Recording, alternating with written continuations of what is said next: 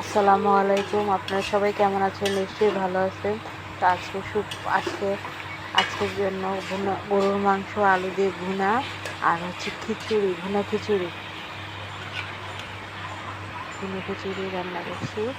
আর সাথে আচার একটা গিফট পেয়েছি। নিশ্চয়ই আপনারা ভালো আছেন। আপনারা কে কী রান্না করেছেন জানাবেন প্লিজ।